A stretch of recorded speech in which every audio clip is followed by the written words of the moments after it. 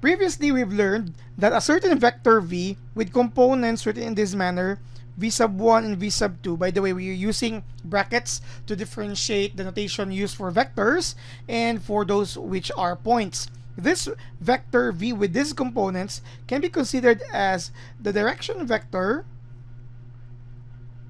of any line L.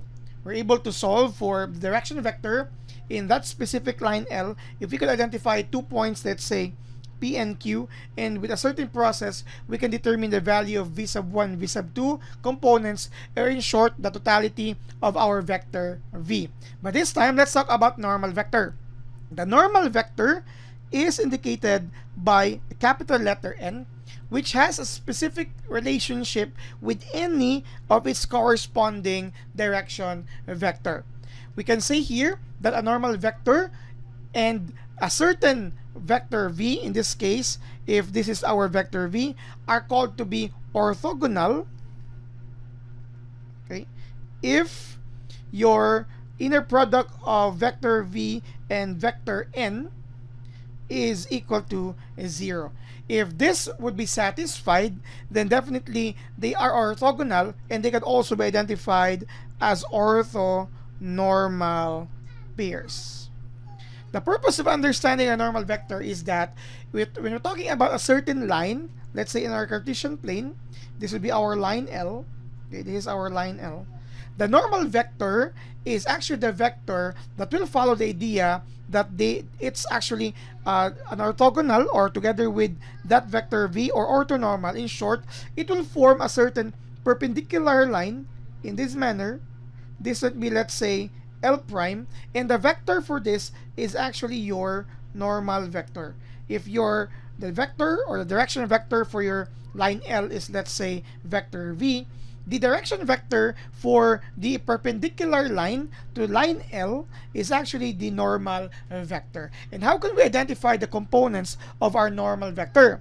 The normal vector, together with its corresponding direction vector, are orthogonal, or if we're going to solve for the corresponding inner product using the two vectors, it's equal to 0. So actually, it is given in this manner. The normal vector, given any direction vector, is identified as negative v sub 2 and v sub 1.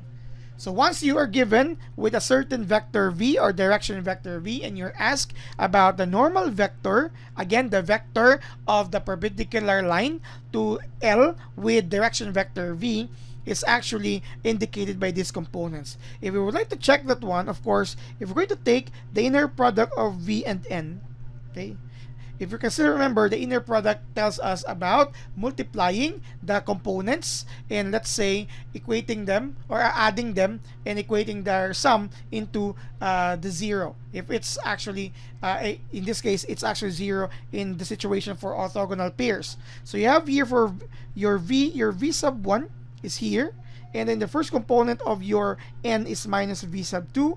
You have here plus your first component of your direction vector v here is v sub 2, and for your normal vector, which is actually v sub 1, let's check if they are forming orthogonal pairs, or whether they are orthonormal pairs. This will only, what will happen here is that if we're going to multiply that's negative v sub 1 and v sub 2 plus v sub 1 and v sub 2, rearranging them, surely it will be equal to 0. So in this case, if we use this representation for our normal vector, it will really become an orthogonal without any vector v, as long as we use the specific components just indicated in this notation. So in the next few videos, we're going to identify the normal vector of any given vector v, and later on connect it to the perpendicular line to line L with direction vector originally written as vector v. Thank you very much for watching.